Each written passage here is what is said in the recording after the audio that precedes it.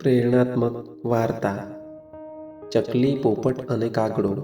એક જંગલ હતું. જંગલ ખૂબ જ મોટું હતું. એમાં એક ચકલી રહેતી હતી. એને 4 બચ્ચા હતા. ચકલીના માળાની સામે એક પોપટનો માળો હતો. એ પોપટ ખૂબ જ ઈર્ષાળુ હતો. એને કોઈનું સારું થાય એ જરાય ના ગમે. અને એ પોપટના માળાની પાછળ કાગડાનો માળો હતો.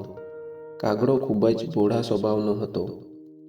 એને કોઈ ગમે તે કહી દે તે જલ્દી માની જાય. ચકલીનો માળો ખૂબ જ સુંદર હતો અને એ જોઈને પોપટને ખૂબ જ ઈર્ષા થતી હતી. અને હવે તો ચકલીને 4 બચ્ચા હતા એટલે અવાજના કારણે એ ખૂબ જ પરેશાન રહેતો. પોપટને હવે તો ચકલીને બોલાવી પણ ના ગમે. પણ હવે શું કરે? એના સામે જ તો માળો હતો. એનો માળો છોડીને જાય પણ ક્યાં? ઉનાળાની ઋતુ પૂરી થવા આવી હતી. હવે ચોમાસું બેસવાની તૈયારીમાં હતું. એટલે હવે તો ચકલીની ચિંતા વધી ગઈ. હવે હું મારા બાળકોને ખાવાનું શું ખવડાવીશ? બાળકોને એકલા મૂકીને ખાવાનું લેવા કેવી રીતે જઈશ? એટલામાં એને વિચાર આવ્યો, સામે તો પોપટભાઈ છે. એમને કહીને જઈશ કે મારા બાળકોનું ધ્યાન રાખે. હું હમણાં જ ખાવાનું લઈને આવું છું. પણ પોપટભાઈએ પણ એમ જ હા પાડી દીધી. હા પાડવા ખાતર. જ્યારે ચકલી આ બધું કહેતી હતી ત્યારે કાગડાની નજર ત્યાં પડી અને ત્યાં એ પણ વાત કરવા માટે પોપટભાઈ પાસે આવ્યા. એ આવે એ પહેલાં તો ચકલી ખાવાનું લેવા જતી રહી. જ્યારે કાગડાએ પોપટને કહ્યું, શું કહેતી હતી ચકલી? તો પોપટે કાગડાભાઈને ખોટું કીધું. એવું કીધું કે જુઓ ને પોપટભાઈ, આ કાગડો કેવો ગંદો રહે છે. પોતાના માળામાં અને માળો એના કરતાં પણ ગંદો છે. કોણે જાણે એ કેવી રીતે રહેતો હશે. મને તો આવું જરાય ના ગમે. મને તો મારો માળો વ્યવસ્થાવાળો જોઈએ અને સુંદર જોઈએ. આવા માળામાં તો કંઈ રહેવાતું હશે. કાગડો તો આ સાંભળીને ગુસ્સે થઈ ગયો અને ચકલી આવે એની રાહ જોવા લાગ્યો. ક્યારે ચકલી આવે અને બદલો લો.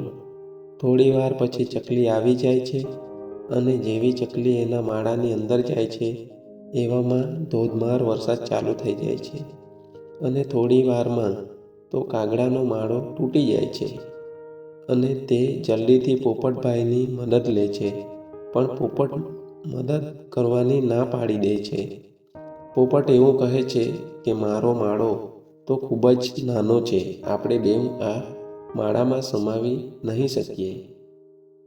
પછી જ્યારે એ ચકલી બેનની મદદ માંગવા જાય છે ત્યારે તે રાજી રાજી કાગડાભાઈને પોતાના માળામાં બોલાવી લે છે અને કહે છે, કાગડાભાઈ, મારે 4 બાળકો થયા એટલે મેં પહેલેથી જ માળો મોટો બનાવી લીધો હતો, જેથી કરી ચોમાસાની ઋતુમાં પાણીની સમસ્યા ના નડે. પછી તો ચકલી અને કાગડાભાઈની લાંબી વાત ચાલે છે અને પેલી પણ વાત બહાર આવે છે જે પેલા પોપટે ચકલી વિશે કહી હતી. ચકલી કહે છે, કાગડાભાઈ, મેં તો આવી કોઈ વાત તમારા વિશે કરી જ નથી. જ્યારે કાગડાભાઈને સત્યનું ભાન થાય છે ત્યારે ખૂબ જ અફસોસ થાય છે. ત્યારથી કાગડાભાઈને લાગ્યું કે કોઈની વાત ના સાંભળવી,